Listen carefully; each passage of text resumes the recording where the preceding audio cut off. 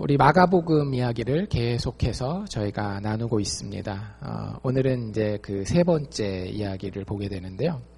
1장의 세례 요한의 세례부터 시작해서 지난주에는 예수님이 중풍병자를 고치시는 이야기가 있었어요. 그래서 중풍병자를 고치실 때 소자야 내 죄사함을 받았느니라 라고 하면서 중풍병자가 원래 가지고 왔었던 자기 생각에 가장 큰 문제라고 생각하는 그것보다 더 깊은 곳에 내려가셔서 그 사람의 문제를 해결하시는 그런 모습을 저희가 볼 수 있었습니다. 그 다음에 혹시 집에서 2장을 조금 더 읽어보신 분들은 뒤에 어떤 이야기가 나오는지 보셨을 텐데요. 중풍병자를 고치신 이후에 예수님은 계속해서 그 갈릴리 지역을 다니면서 사람들을 치유하시고 가르치십니다. 그러다 한 사람을 만나는데 그 사람의 이름은 레위였어요. 우리가 레위라는 이름은 익숙하지 않지만 마태라는 이름은 굉장히 익숙할 겁니다. 마태복음의 저자인 마태, 그 당시에 세금 공무원이어서 세금을 거두는 일을 하는 그 자리에 앉아있는 사람을 예수님이 부르시고 그 사람이 따라가는, 예수님을 자기 것을 다 버리고 따라가는 그 이야기가 또 2장에 나와 있습니다. 그리고 더 나아가서 2장 이제 뒷부분으로 넘어가면 금식에 대해서 우리가 기도할 때 제일 열심히 하는 기도를 금식 기도라고 이야기하잖아요. 밥도 안 먹고 하나님 기도합니다. 이런 것들에 대해서 이야기하는데 그 금식이 도대체 어떤 의미인지에 대해서 예수님이 사람들과 논쟁하는 가운데에 가르치시는 그런 이야기도 2장에 나와 있습니다. 그리고 오늘 우리가 읽은 3장 1절부터 6절까지와 관련된 이야기가 하나 2장 맨 끝에 나오는데요.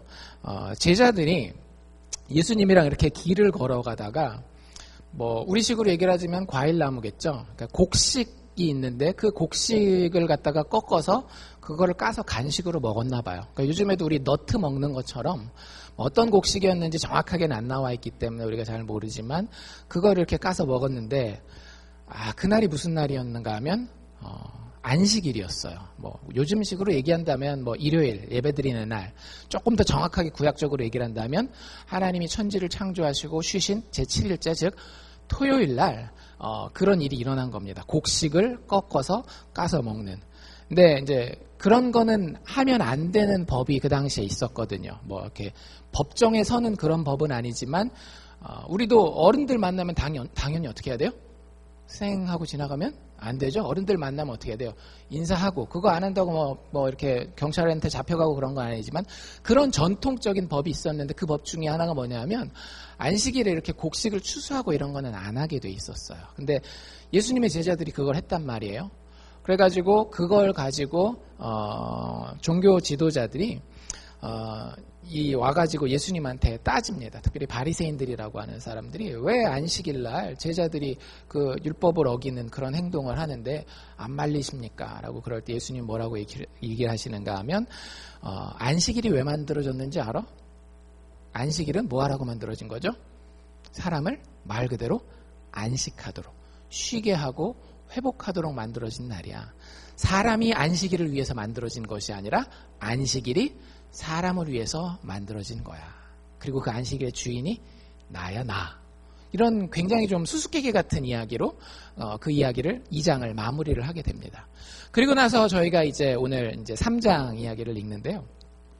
1절 말씀에 보면 예수께서 다시 회당에 들어가셨다라는 말을 하고 있습니다.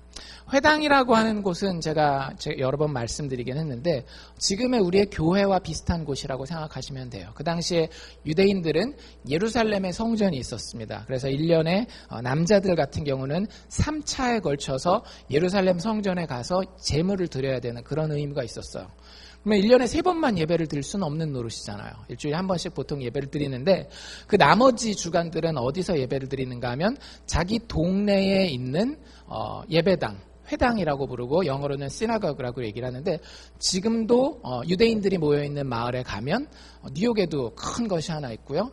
하나가 아니라 굉장히 많이 있죠. 큰 도시들마다 있고 원래 회당을 세우는 법은 어떻게 돼 있는가 하면 유대인 남자 어른 20명이 모이면 회당을 무조건 세우게 돼 있어요. 그래서 그 회당이 예수님이 사역을 하시던 마을에도 있었고 그 회당에 예수님이 들어가셨습니다. 그럼 회당은 무슨 요일 날 들어가는 걸까요? 잘 상식적으로 생각해 보시면 하나님 앞에 제사 드리는 요일에 들어가야 되겠죠. 하나님 앞에 제사 드리는 요일은 구약율법에 따르자면 안식일, 즉 토요일이었습니다. 그래서 그 안식일 날 회당에 들어갔어요. 근데 1절 뒷부분에 보면 어떤 말이 나오는가 하면 거기에 굉장히 독특한 한 캐릭터가 앉아 있었다라고 이야기를 합니다. 한쪽 손이죠. 한쪽 손이 말라있는 사람이 거기 있었다라고. 손이 말랐다라고 하는 건 사실 우리가 많이 쓰는 표현은 아닌데, 여러분들 혹시 간혹 가다가 손이 이렇게 오그라져가지고 못 피시는 분들 있죠. 이게 근육이 잘못됐든지 뭐가 잘못됐든지 그런 상황을 생각하시면 돼요. 그래서 언제부터 이 사람이 태어날 때부터 그랬는지 아니면 뭐 사고를 만나서 그랬는지 어떤 질병 때문에 그랬는지는 모르겠지만 지금 예수님이 들어간 그 회당에 한쪽 손이, 나머지 한쪽 손은 괜찮은데 한쪽 손이 이렇게 오그라들어져 있는 사람이 있었습니다. 근데 이게 이렇게 여러분들 쭉 읽어보셨으면 아시겠지만 우연일 수도 있고요. 어떻게 보면 함정일 수도 있어요. 여러분들 그 예배당에 웬만하면 그 아프신 분들이 가는 예배당이 따로 있어요. 뭐 이렇게 따로 있는 건 아니지만 아프신 분들 교회에서보다는 어디서 많이 보게 되는가 하면 흔히 우리가 얘기하는 기도원이라는 데서 많이 봅니다. 저희 어머니도 오랫동안 아프셔서 기도원 가보면 다들 아프신 분들이에요. 교회 오면 근데 어때요? 웬만하면 아주 뭐 감기 걸리거나 이런 질병이 아니면 특별히 많이 아프신 분이 많지 않아요. 특별히 유대법에는 병에 걸린 사람들은 부정한 사람이라고 봐서 믿음의 공동체에 이렇게 들어오는 게 쉽지가 않았어요. 문둥병 같은 경우는 제가 몇 번 설명드렸지만 자기가 문둥병 걸렸다라는 걸 부정합니다라고 자기 스스로 광고를 해야 될 정도로 하나님의 백성 이스라엘 공동체가 모일 때에 어떤 육체적인 질병이라고 하는 거는 굉장히 좀 이렇게 서로에게 꺼리끼는 그런 상황입니다. 마찬가지 손이 이렇게 오그라든 것도 그 사람들 입장에서는 저 사람이 회당에 나와? 이렇게 좀 거리낄 수 있는 그런 상황이에요. 그러니까 그런 걸 고려한다라고 하면 어쩌면 이 사람은 누가 일부러 그날 그 자리에다가 데려놓았을 수도 있다라는 생각이 듭니다. 근데 실제 그럴 것 같아요. 왜냐하면 우리가 1장, 2장을 기억해보면 1장에 예수님이 이제 세례 요한의 세례를 받고 광야에서 시험을 받으시고 공생애를 시작하신 다음에 귀신을 내쫓으시고 질병들을 고치시고 정말로 권위 있는 자로서 가르치실 때에 많은 사람들이 전부 다 100% 하나의 예외도 없이 박수를 치고 환영합니다. 근데 우리가 지난주에 봤던 2장의 이야기에부터 분위기가 살짝 달라져요. 예수님이 와서 그냥 우리한테 편한 것만 해주면 참 좋은데 엉뚱한 이야기를 하기 시작하시는 거거든요. 근데 니들 내가 누군지 알아? 내가 하나님이야. 뭐 이런 얘기를. 내가 죄를 사하는 권세를 가지고 있어. 이런 이야기를 하고 제가 아까 말씀드린 것처럼 2장 맨 마지막에 그 밀 이삭 잘라먹는 그 장면에서도 내가 안식일의 주인이야. 이게 하나님이라는 얘기랑 똑같은 거거든요. 이스라엘 사람들한테는. 그런 얘기들을 하니까 여러분들에게 도덕 선생님이 왔을 때는 별 부담이 없습니다. 그냥 도덕 선생님이 얘기한 거 시험 볼 때 맞는 정답에다가 동그라미를 하면 되겠지만 신이 여러분들 삶에 찾아오면 그때는 게임이 완전 달라지는 거예요. 도덕 선생님은 여러분들이 정답에다 동그라미 해놓고 가서 엉뚱하게 살더라도 여러분들 인생에 별 영향을 미치지 않잖아요. 근데 신이 이 땅에 내려오셔서 여러분들을 하는 삶을 하나하나 다 본다라고 하면 그땐 굉장히 부담스러운 거예요. 그래서 하나님의 백성들이라고 하는 이 사람들이 예수님에 대해서 조금씩 경계를 하기를 시작하고 그리고 거부하기 시작해요. 너 하나님 아들 아니잖아. 솔직히 말해봐. 예수님한테 그러는 거예요. 하나님의 아들이면 하나님이 주신 율법 중에 굉장히 중요한 율법이 안식일을 지키는 거거든요.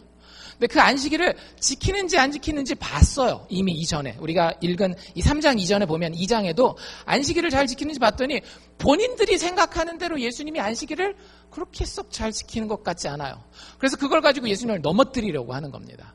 봐, 하나님의 아들일 리가 없어. 하나님의 아들이라고 하면 안식일을 우리가 지키는 것보다도 더 잘 지켜야지 라는 생각으로 여기 뭐라고 나와 있죠? 2절에 보면 사람들이 예수를 무엇하려고? 송사하려고, 즉 고소하려고. 이거 하나님의 아들 아니야. 게다가 우리의 전통 율법인 이 안식일에 대한 법도 지키는 사람이 아니야. 이렇게 송사하고 고소하려고 안식일에 그 사람을 고치는지 안 고치는지 엿보고 있었다라고 얘기를 합니다. 그러니까 이 정도 되면 아마 이 사람이 여기 와 있는 게 우연이라기보다는 함정일 가능성이 커요. 예수님이 아셨을까요? 모르셨을까요? 예수님 다 아시죠. 우리 예수님은 하나님이십니다. 다 알고 계셨어요. 그럼에도 불구하고 그 회당에 들어가셨고 거기서 본인이 해야 될 일을 우리가 아는 것처럼 뒤에 이야기에 나오는 것처럼 쭉 하십니다. 자, 그 과정 가운데에 우리가 먼저 안식일이 어떤 날인지 조금 더 알고 지나가면 좋을 것 같아요. 안식일은 말 그대로 쉬는 날이에요. 말 그대로 안식, 휴식을 하는 날입니다. 그 당시에는 이제 우리는 예수님 부활하신 이후에는 예수님의 부활이 안식을 완성하셨다 해서 예수님이 부활하신 일요일을 안식일로 지키지만 예수님이 부활이 있기 전까지는 어느 날을 안식일로 지켰다라고요? 토요일을 안식일로 지켜요. 그런데 이 안식일이 어디 들어있는가 하면 율법 10계명에 들어있습니다. 여러분들 10계명들 다 외우시죠? 10개밖에 안 되는데 4개의 계명, 처음에 1계명부터 4계명까지는 누구에 대한 계명이에요? 하나님을 사랑하라라고 하는 계명입니다. 뒤에 5계명부터 10계명까지 6개의 계명은 내 이웃을 내 몸과 같이 사랑하라는 계명이에요. 하나님을 사랑하라고 하는 계명 중에 바로 4번째 계명이 무슨 계명인가 하면 안식일을 기억하여 거룩히 지키라고 하는 계명입니다. 그게 어디에 제일 먼저 나오는가 하면 출애굽기 20장에 제일 먼저 나와요.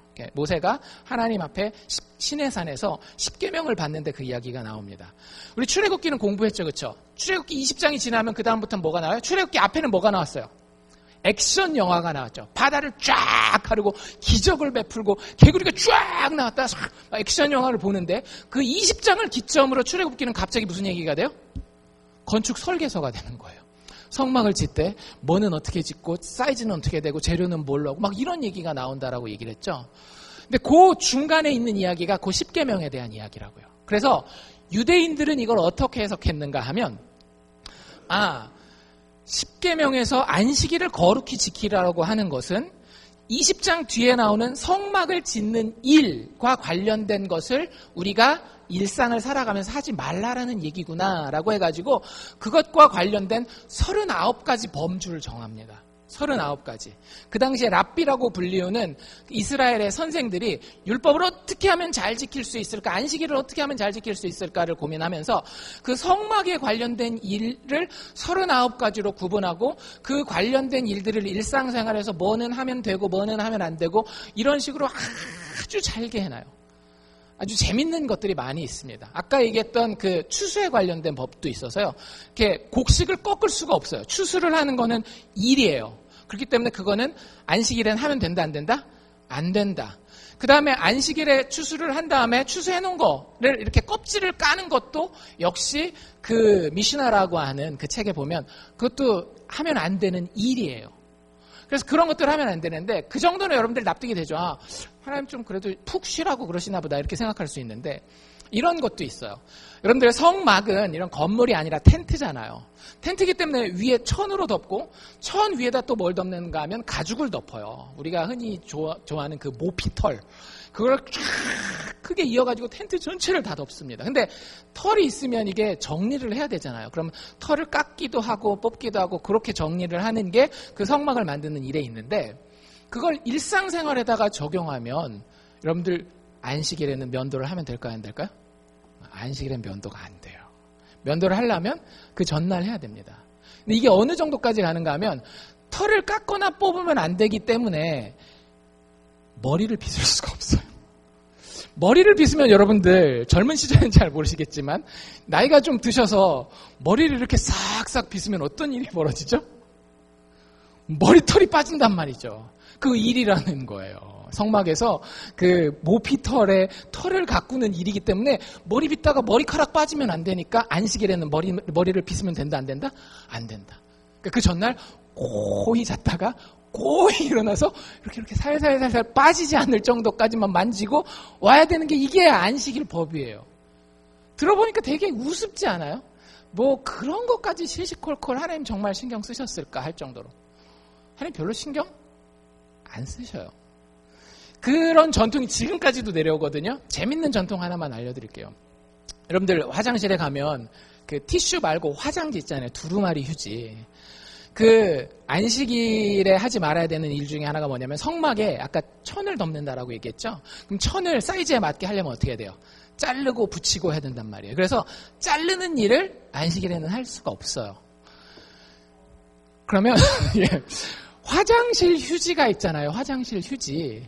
화장실 휴지를 지금도 정통 유대교인들은 이렇게 찢을 수가 없어요. 그래서 어떻게 할까요? 토요일 날 여러분들이 6칸 쓰십니까? 8칸 쓰십니까? 뭔 얘기인지 아시죠? 8칸 쓰는 사람들은 8칸, 6칸 쓰는 사람들은 8칸을 미리 다 잘라서 폭 해가지고 그 안식일 전날 준비를 해야 되는 거예요. 만약에 까먹었다. 근데 가셔서 일을 보셨다. 어떻게 해야 될까요?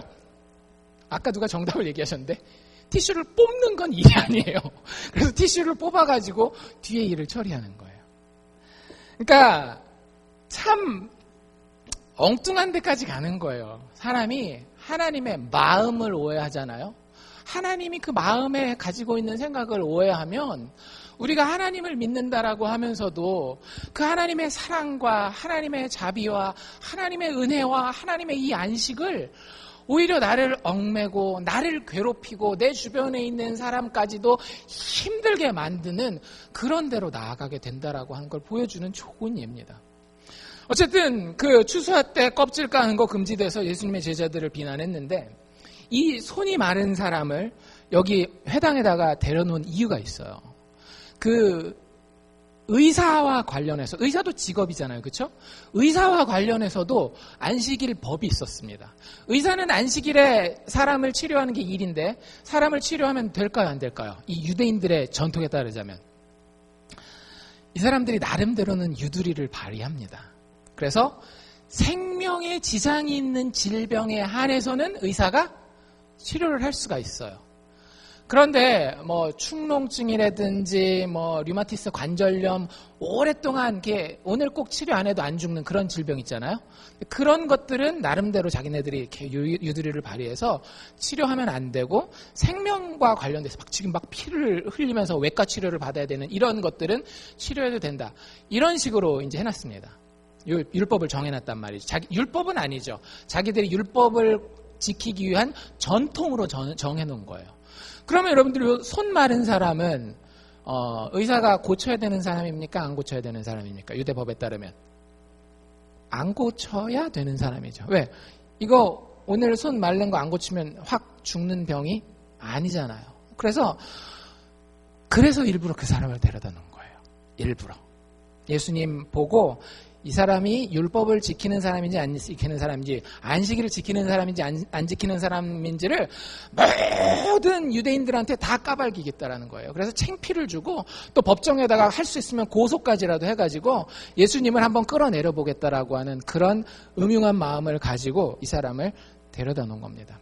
예수님이 그 마음을 알았을까요? 몰랐을까요? 아신다니까요.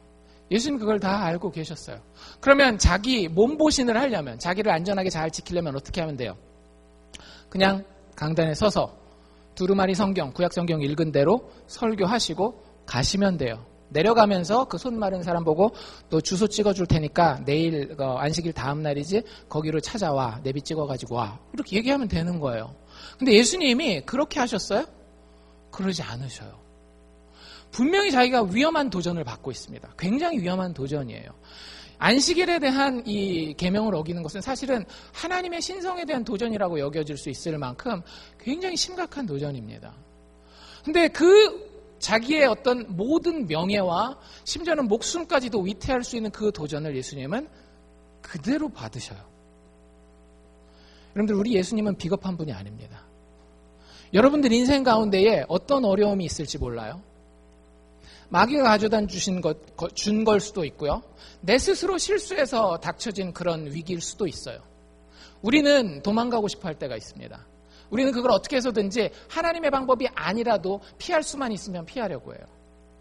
여러분들, 예수님은 예수님의 사람들에게 원하시는 것이 무엇인가 하면 용기를 가지고 하나님이 원하시는 방식으로 맞닥뜨리기를 원하실 때가 있다라고 하는 거예요. 예수님 그걸 그대로 보여주고 계셔요.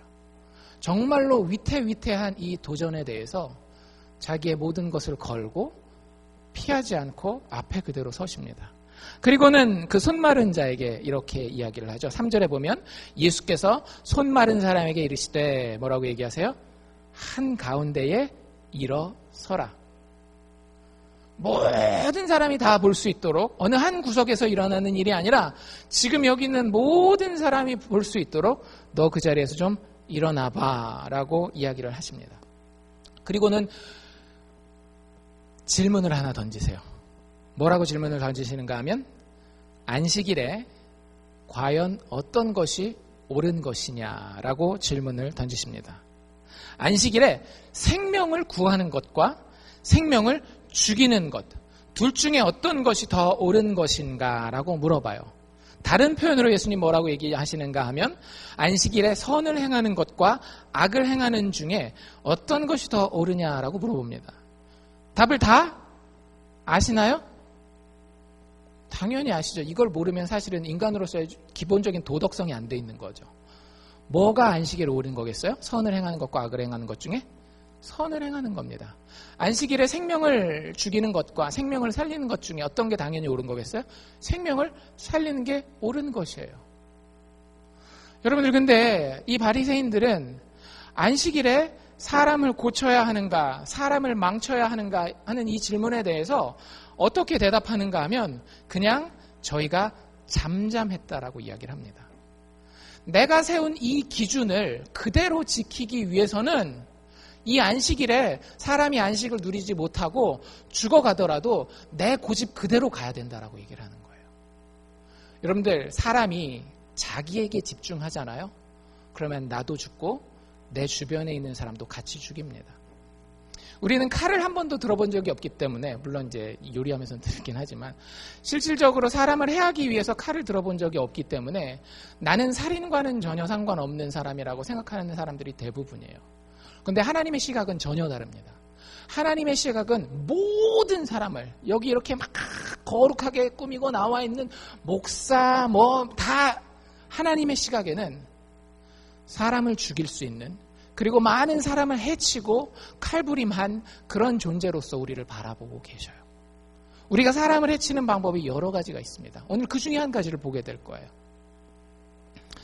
여러분들, 안식이 도대체 무슨 의미입니까? 안식.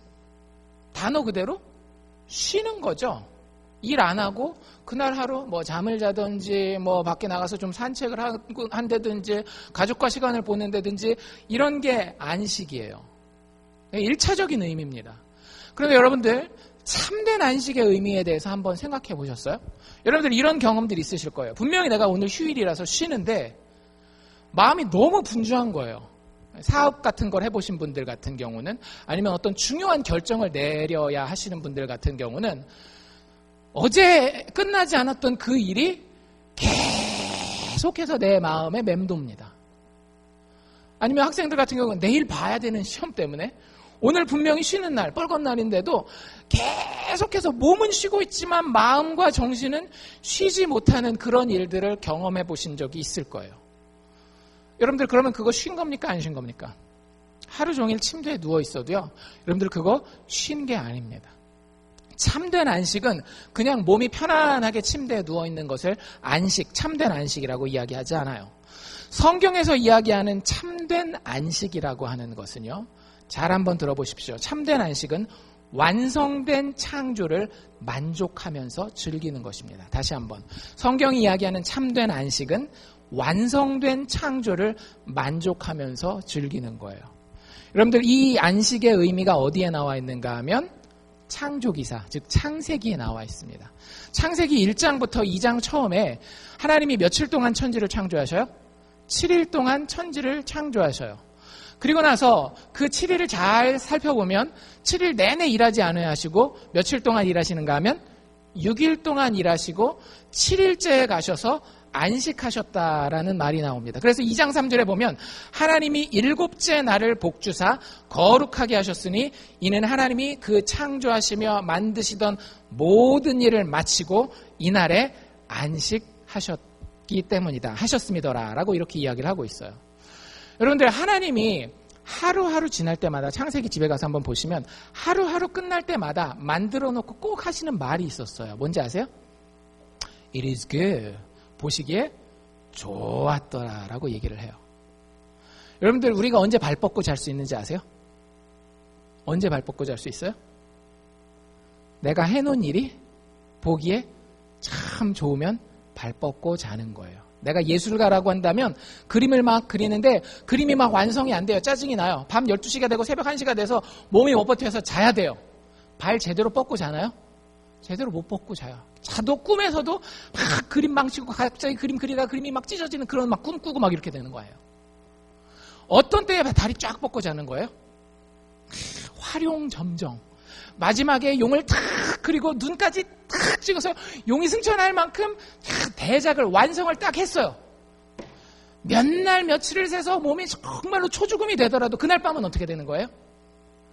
푹 쉬면서 잠자는 거예요. 8시간이 됐건 10시간이 됐건 24시간이 됐건 그때 자는 잠이 꿀잠이죠. 꿀잠. 그게 진짜 안식이라고 하는 거예요. 하나님이 천지를 창조하시고 일을 다 어떻게 하셨다라고요? 끝내셨다라고요. 완성하셨다라고요. 그 완성된 일을 놓고 하나님이 쫙 보시면서 어떻게 하셨다라고요? 만족한 거예요. 하하, 참 보기 좋다. 이게 참 내가 만들었지만 작품이야. 그리고선 어떻게 한 거예요? 참 즐겁고 기뻐하고 그걸 즐겨하는 겁니다. 여러분들 그게 안식이에요. 안식일이라고 하는 것은 그 안식을 보여주기 위한 하나의 방편으로 우리가 이 안식일이라도 쉬라고 얘기 안 하면 하루 종일 일주일 내내 일만 하니까 하나님이 안식이 뭔지 조금 알려주기 위한 그림자로서 준 게 안식일이지 안식일 자체가 우리에게 안식을 완성할 수가 없어요. 그러니까 안식일은 한 번 하면 끝나지 않고 어떻게 돼요? 일주일마다 계속 반복되잖아요. 하나님이 우리에게 정말 원하시는 것은 우리의 나를 복주고 거룩하게 하셔서 우리가 그 가운데 우리의 삶을 바라봤을 때 어떤 거예요?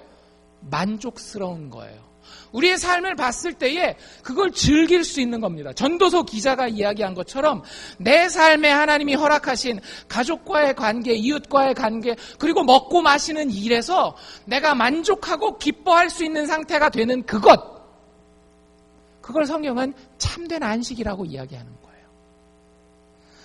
에덴에서의 안식, 에덴에서의 만족, 하나님이 모든 것을 완성해 놓으셨기 때문에 아담과 하와는 그저 누리고 즐기고 감사하고 새로운 것을 발견할 때마다 놀라기만 하면 됐던 것이 참된 안식이었습니다. 그런데 아담과 하와 때부터 일이 꼬이기 시작하죠. 어떤 일이 벌어져요? 하나님이 정해주시고 하나님이 만들어주신 것에 대해서 인간이 어떻게 하기 시작하는 거예요? 자기의 일을 보태기 시작하는 거예요. 하나님이 옳고 그름을 다 정해주셨잖아요. 그렇죠? 이것이 맞는 것이고 이것이 틀린 것이고 이것이 너희가 해야 되는 것이고 이것이 너희가 하지 말아야 되는 것이다 라고 하는 것을 다 정해주셨어요. 우리는 은혜 가운데 그걸 믿음으로 신뢰로 받고 그냥 쭉 따라가기만 하면 되는 겁니다. 근데 아담과 하와가 어떻게 했더라고요? 선악을 알게 하는 나무의 열매를 따먹었다라고요. 그게 마법의 열매를 따먹어서 그 열매 때문에 내 속에서 막 알러지가 일어나고 그런 거 아니에요.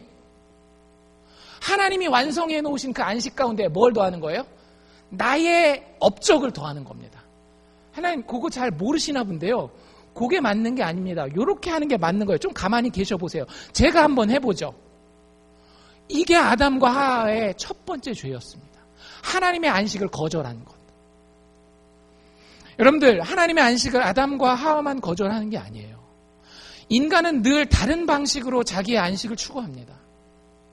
그러지 않나요? 오늘 우리가 본 성경에 나온 바리새인들은 어떻게 안식을 추구했어요? 안식일에 규율을 만들어 놓고 그 율법을, 규칙을 잘 지키는 도덕적이고 종교적인 사람이 됨으로써 안식을 누리는 사람이 되보겠다라고 하는 그런 생각을 가졌어요. 여러분들 이 사람들 굉장히 귀한 사람들이에요. 바리새인들. 제가 늘 말씀드리잖아요. 그 당대에 손해보면서 하나님의 백성으로 살려고 했었던 사람들이 바리새인들이라니까요. 이 사람들에겐 정말로 안식이 필요했어요. 정치적인 안식, 그 다음에 육체적인 안식, 종교적인 안식이 필요했어요. 하나님 정말 잘 섬겨보려고 했는데 그 하나님 섬기는 걸 못하게 그렇게 제국이 올 때마다 아수르부터 시작해서 바벨론, 로마 이르기까지 하나님에서 성전 예배 드리는 거를 그렇게 못 드리게 하는 거예요.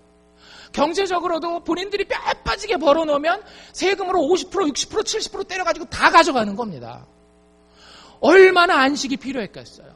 일주일이 7일이라도 모자라요. 일해서 그거 세금 다 갚고 하려면. 그렇게 안식이 필요한 사람들이 안식을 추구했어요, 하기는. 그런데 어떤 방식으로? 하나님의 방식이 아닌 자신의 방식으로.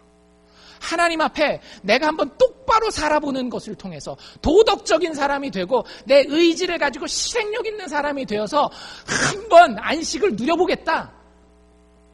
예수님 뭐라 그러셔요? 니들 잘못됐다라고 이야기해요. 근데 우리가 봐도 잘못되지 않았나요? 안식을 추구하는데 본인들 자체가 안식을 누려요, 못 누려요? 못 누리고 있잖아요. 막 그 안식의 법에 딱 꼼짝달싹 못하게 자기들이 스스로가 막 붙들려가지고 이게 쉬어야 되는데 마음이 쉬지도 못하고 막 안식일 날 일 안 하고 쉬긴 하는데 내가 오늘 10걸음, 이게 한 5m, 10m, 뭐, 율법 학자들마다 다르지만 100m를 걸어갔나, 안 걸어갔나, 오늘 내가 머리를 깎다가 머리카락이 빠졌나, 안 빠졌나, 이거 생각하다 보니까 쉼이 있어요, 없어요? 안식을 추구했지만 안식이 없는 삶을 살 수밖에 없었다라고 하는 거예요. 아담과 하와가 하나님의 안식을 거절했고요. 바리새인들도 하나님의 안식에 대해서 깨닫지 못하고 엉뚱한 데서 안식을 추구하고 있습니다. 그렇다면 우리는 어떻습니까? 여러분들은 정말로 성경이 이야기하는 참된 안식을 추구하고 발견하셨습니까? 많은 현대인들은 어디서 안식을 찾는가 하면 재정적인 여유에서 안식을 찾습니다. 그러죠? 만족스럽고 통장 그 동그라미 개수만 보고 있어도 마음이 평안하고 기쁘고 없으면 막 마음이 쪼들리고. 또 어떤 사람들은 자신의 목표를 성취하는 것을 통해서 안식을 추구하려고 해요. 내가 딱 목표를 골을 설정해놨는데 이게 딱 되면 내가 안식하리라. 여러분들 안식하지 못합니다. 절대적으로 안식하지 못합니다. 왜냐하면 성경이 말한 온 우주의 창조자 되신 하나님의 말씀인 성경이 이야기하는 안식이 아니고 성경이 원하는 방식으로 안식을 추구하지 않았기 때문에 그런 거예요. 여러분들 부모의 마음은 언제 안식하나요? 부모의 마음은 언제 안식해요? 내 자녀가 이만하면 됐다 할 때 안식하잖아요. 그렇죠? 유치원 때는 상장을 받아오기 시작하면 부모의 마음이 좀 안식을 해요. 중고등학교 되면 이제 시험 점수 그리고 좋은 대학 가는데 이게 좀 되면 마음이 좀 안식을 해요. 또 대학 다니는 자식들이 이제 좋은 잡을 가지면 또 안식을 하죠. 또 좋은 잡 가지고 결혼을 할 때 좋은 배우자를 만나서 결혼하면 안식을 해요. 근데 여러분들 그것 위해서 정말 많이 노력해 보셨죠? 그런데 그 안식이 오긴 와요. 오긴 옵니다. 근데 그 안식의 완성을 맛보신 적은 있으세요? 정말로 여러분들 어렸을 때는 어때요? 아기가 정말 어리고 막 똥오줌도 못 가리고 할 때는 이놈이 이제 똥오줌만 가리고 정신 차리고 말귀만 알아들으면 나한테 좀 안식이 있겠다 하는데 진짜 안식이 그 다음에 오시던가요? 아니죠. 그 다음부터는 이놈이 어떻게 유치원 가서 초등학교 가서 사람 구실을 할까 때문에 마음에 또 쉼이 없어요. 만족함이 없고요. 정말로 기쁨을 조금 누리려다 보면 그 다음 뭐 좋은 대학 가면 다 안심이 끝나나요? 아니잖아요. 좋은 잡 가져야 되는데 결혼해서 좀 행복하게 살아야 되는데 결혼하면 또 그냥 다 좋은가요? 아니잖아요. 결혼하고 나서 잘 살아야 되는데 이놈들이 요즘에 이혼율이 50%가 넘는다는데 혹시 우리 자식들이 이런 생각하면서 살아요. 사람이 자기 뜻으로 재정적인 여유라든지 어떤 목표를 성취해서 그것을 가지고 안식을 얻으려고 할 때에 많은 경우에는 자기 스스로도 안식을 얻지 못하지만 예수님이 얘기하신 것처럼 자기 주변에 있는 사람들의 생명을 죽여놓습니다. 록펠러라고 하는 사람을 잘 아시잖아요. 제가 몇 번 예를 드렸습니다. 그래도 참 좋은 예인 것 같아요. 록펠러라는 사람이 미국 역사상 여러분들 따져보잖아요. 가장 부자 중에 하나예요. 마이크로소프트의 빌 게이츠가 지금 제일 높다 그러지만 환율 따지고 이런 거 따지면 아마 록펠러를 능가하기가 쉽지 않을 거예요. 왜냐하면 전 미국의 석유를 독점해서 자기가 원하는 가격에 팔았는데. 근데 정말로 이 사람의 안식은 어디에 있었는가 하면 한 가지 일단 짚고 넘어갑시다. 록펠러는 기독교인이었을까요? 아니었을까요? 록펠러는 기독교인이었습니다. 많은 여러분들 신앙서적에 보면 록펠러의 믿음을 본받아야 된다라는 책들을 많이 보실 거예요. 그 부분이 분명히 그 사람의 삶에 있어요. 예를 들자면 예배 드릴 때는 맨 앞줄에 앉았고 늘 10의 5조를 드리기를 원했어요. 어머니 때부터. 하여튼 신앙생활하면서 참 성실하게 하려고 하는 부분들이 있었어요. 그런데 그건 그분이 교회 나와 있었을 때의 모습이었어요. 교회가 아닌 밖에서의 모습은 그것과는 좀 달랐습니다. 교회 안에서는 하나님과 만나고 교제하고 예배하는 것을 통해서 안식을 얻었을런지 모르겠지만 교회 밖을 나서는 순간 이분에게 안식을 주는 건 뭐였는가 하면 두 가지였어요. 사실 이 두 가지가 한 가지 방법을 통해서 성취됐는데 하나는 돈이었어요. 내가 한번 이 미국에 이 개발이 되는 이 시기에 한번 나의 이름을 날려보리라. 돈을 많이 벌면 나에게 안식이 있으리라. 그리고 자기가 세운 목표가 있었거든요. 석유를 한번 내가 쥐어보리라. 이 나라의 석유는 내가 한번 다 쥐어보리라. 그래서 그 목표를 세우고 재정적인 안정을 가지는 걸 자기의 안식, 그렇게 되면 내가 정말 평안하고 정말 만족을 누리고 늘 즐거운 행복한 삶을 살 것이라고 생각했어요. 록펠러의 인생의 마지막이 어땠는지 제가 말씀드리죠. 록펠러의 인생의 마지막은 검찰들을 피해서 도망 다녀야 했습니다. 미국의 법이 싹 다 바뀌어가지고 대기업들을 다 해체시켰어요. 그게 너무 싫었던 거예요. 왜? 그 대기업 자기가 만들어 놓은 그 기업에 뭐가 있기 때문에? 나의 안식이 있기 때문에. 내가 성취해 놓은 그것에, 내가 벌어 놓은 그 돈에 나의 안식이 있거든요. 그 안식을 지키고 싶은 거예요. 근데 지킬 힘이 없는 거죠. 아무리 백만장자라도. 여러분들, 인생은 스스로 지킬 능력이 우리에게 없습니다. 그래서 그 안식을 어떻게 해서든지 얻어보려고 했지만 결국엔 스스로 얻지 못하고요. 그 가정이 사실은 쉽지 않은 가정이 돼요. 많은 그 자녀들과 손주들이 어려서 누려야 되는 축복이 있어요. 여러분들도 한번 이민자로서 한번 잘 생각해 보십시오. 여러분들 자녀들이 3살이면 3살, 7살이면 7살, 10살이면 10살, 15살이면 15살, 20살이면 20살 때에 누려야 하는 자녀로서의 안식이 있습니다. 무슨 얘기인지 아시죠? 3살이 지나면 더 이상 여러분들이 부모로서 자녀와 보낼 수 없는, 누릴 수 없는 즐거움과 기쁨과 안식이 있어요. 15살이 넘어가면 더 이상 여러분들이 누릴 수 없는, 자녀들과 누릴 수 없는 안식과 기쁨이 있어요. 록펠러가 백만장자였지만 역시 그걸 피해갈 수 없었어요. 그 아이들이, 손주들이 가장 어릴 때에 그들과 함께하고 그들과 정말로 뒷마당에 나가서 바베큐 구워 먹고 참 할아버지의 사랑받고 이쁨받고 아버지와의 관계가 참 이렇게 평안하고 이런 모든 것들을 그 자녀들은 송두리째 잃어버렸어요. 여러분들, 이민자의 자녀들이 왜 중학교, 고등학교, 대학교 가면서 많이 힘들어했는지 아십니까? 여러 가지 이유 때문에 고민하고 힘들어해요. 일이 잘 안 풀리면 그럴 수 있겠죠. 진로를 결정할 때 힘들어할 수 있어요. 그런데 많은 경우에는 자기 정체성 때문에 힘들어합니다.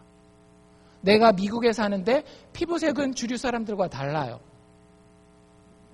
여러분들, 그 고민과 그 경험이 언제부터 시작되는지 아세요? 유치원 때부터 시작됩니다. 여러분들의 자녀들을 그 아이들과 피부색이 다른 아이들과 집어넣는 순간부터 말을 못해서 표현을 못해서 그렇지 그때부터 시작되는 거예요. 그들 마음 가운데에는 정말로 힘들고 죽을 것 같은 것이 있어요. 그들에게 필요한 것은 안식이에요. 너 괜찮아. 사람들은 원래 다 다른 거야.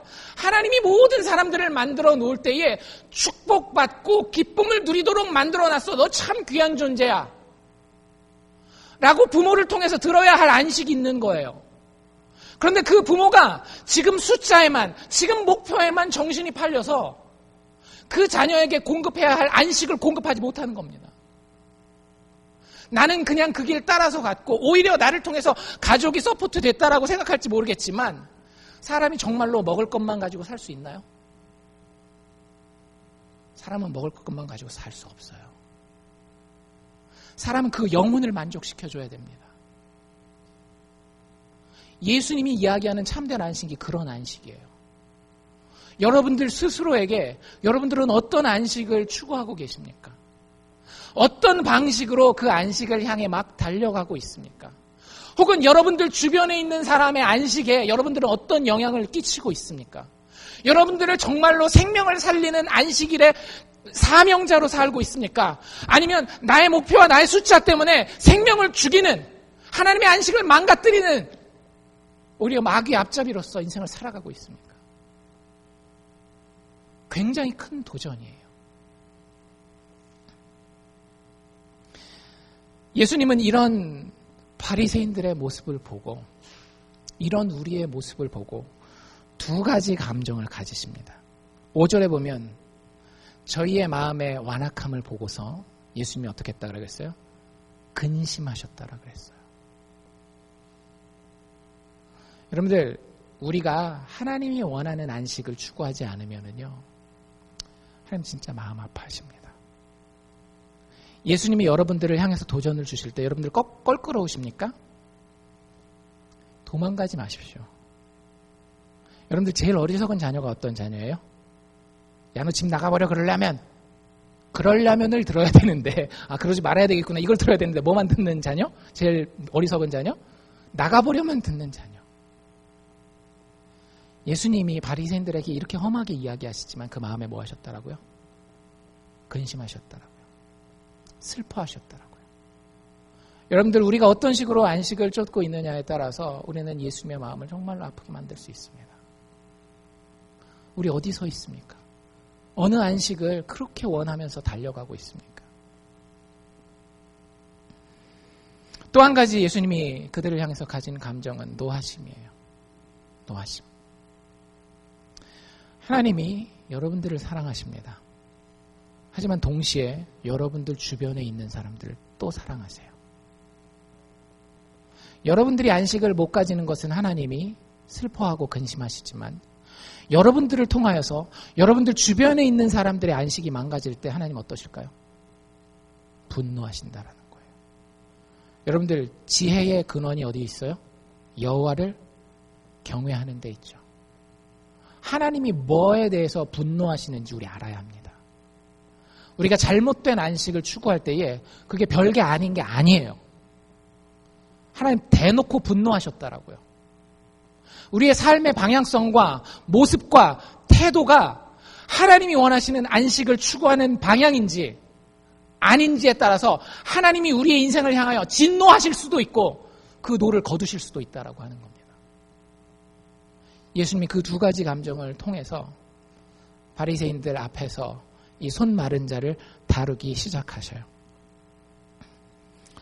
여러분들 예수님이 하시는 일이 뭔지 아세요? 예수님이 하시는 일은 참된 안식이 없는 그곳에 참된 안식을 가져오는 그것이 예수님이 하시는 일입니다. 여러분들이 진짜 예수를 알고 믿잖아요. 거기 참된 안식과 참된 위로와 참된 기쁨이 있는 줄로 믿습니다. 가운데 그 손 마른 자가 섰어요.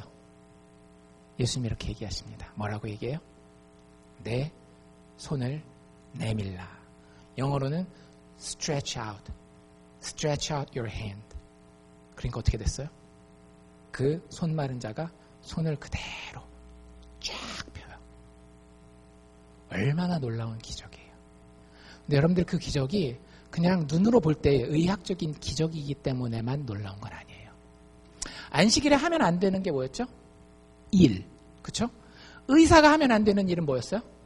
생명의 위협이 없는 환자를 고치는 게 일이라 그랬잖아요. 물어봅시다. 예수님이 여기서 일을 하셨나요? 안 하셨나요? 일하셨어요? 안 하셨어요? 뭐 어떤 시각에서 보느냐에 따라 조금씩 달라질 수 있겠지만 이거부터 물어봅시다. 안식일날 말하면 될까요? 안 될까요? 안식일날 말하는 거는 죄가 아닙니다. 안식일에 말 안 하면은 예배를 못 드리잖아요. 성경도 앞에서 읽고 막 기도도 하고 찬양도 하고 해야 되는데 말하는 건 안식일을 범하는 게 아니에요. 다시 물어봅시다. 예수님이 지금 이 병자를 앞에 놓고 안식일을 어기셨습니까? 안 어기셨습니까? 즉 일을 하셨습니까? 안 하셨습니까? 아무 일도 안 하셨어요. 그냥 말만 하셨어요. 그렇죠? 아무 일도 안 했는데 이 병자는 어떻게 됐어요? 나음을 입었어요. 회복을 경험했어요. 안식을 그 온몸으로 체험하게 된 것이에요. 다시 한번, 아무 일이 이루어지지 않았는데 오직 은혜로만 회복되는 역사가 있는 겁니다. 놀랍지 않나요? 여러분들, 이게 예수님이 우리에게 주시는 안식이에요. 제가 장담합니다.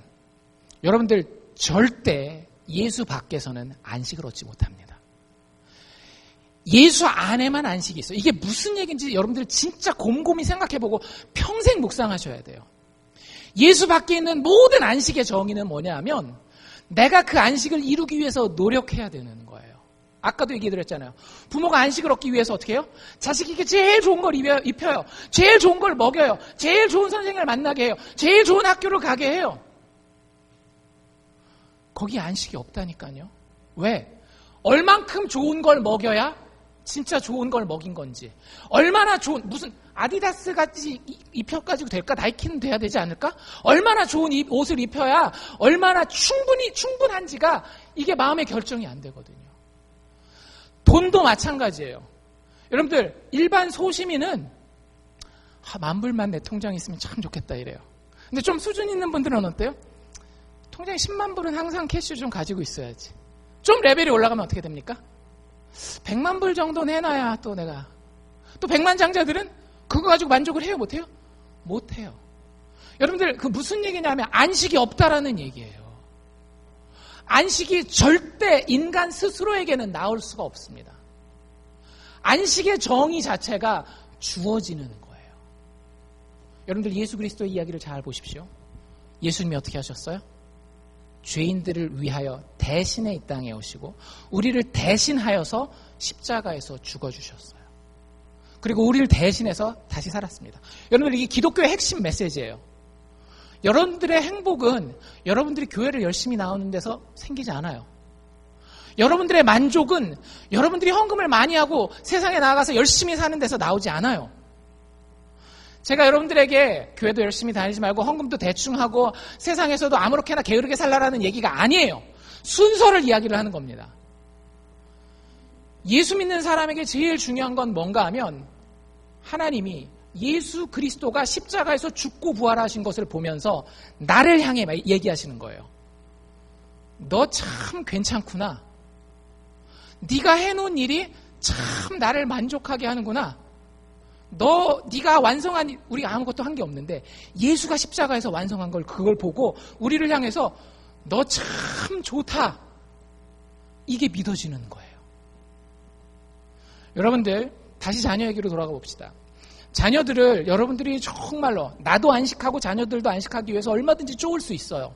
그럴 수 있지 않나요?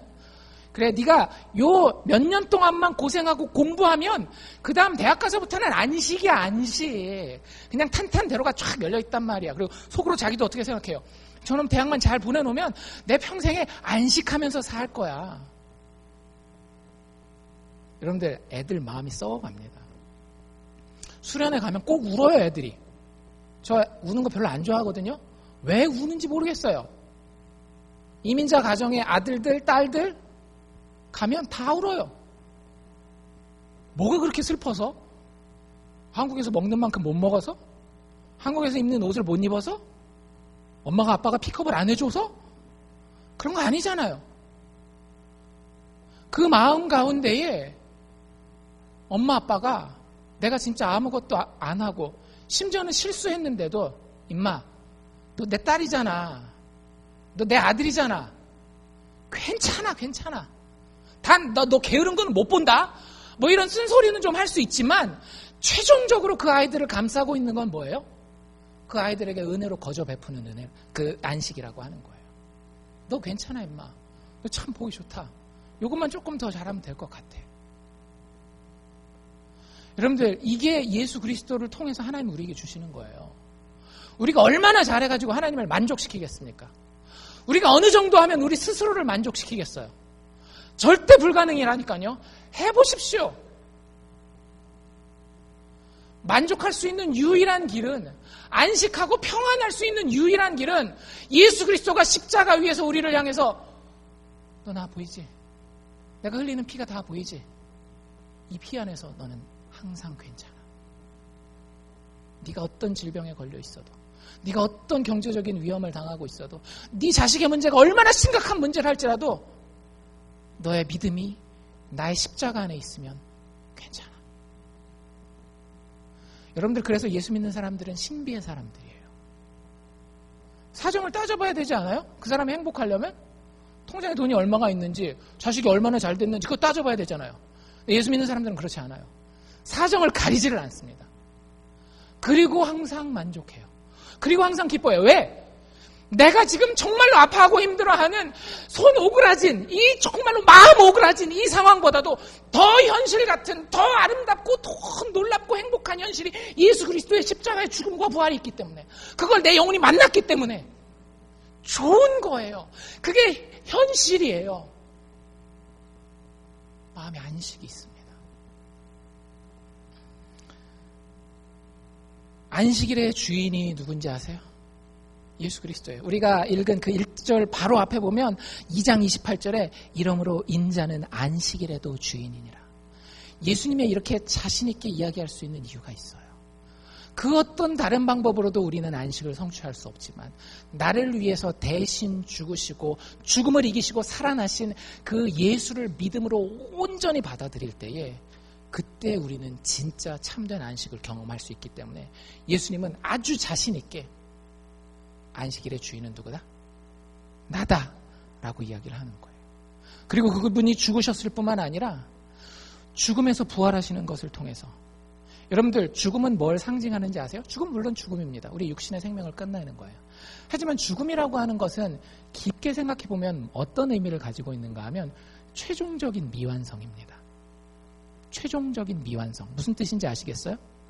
내가 이루고 싶은 게 있는데 시간 제한이 있어요. 근데 시계가 째깍 하다가 내가 이것만 이루면 만족할 수 있을 것 같은데 하는 것이 땡 울려가지고 더 이상은 내가 완전히 만족할 수 없는 상태가 돼버리는 거예요. 더 이상은 회복 불능의 상태, 불만족의 상태로 영원을 가게 되는 것이 사실은 죽음입니다. 그런데 예수님 어떻게 하셨더라고요? 그 죽음을 이기시고 다시 부활하셨어요. 어떤 미완성도 회복시켜 놓으실 수 있는 능력이 안식의 주인이신 예수 그리스도에게 있는 겁니다. 여러분들, 그 예수를 믿으시기를 바랍니다. 예수님 그거에 대해서 내가 너희한테 그런 안식을 줄 수도 있고 못 줄 수도 있는데 한번 해볼래? 그러지 않으셨어요. 여러분들, 마태복음 말씀 기억하세요? 수고하고 무거운 짐진 자들아. 몇 명만? 다 내게로 오라. 내가 너희를 어떻게 하리라? 교회 와서 열심히 일도 시키고 헌금도 시키고 막 불려줄게. 아니죠?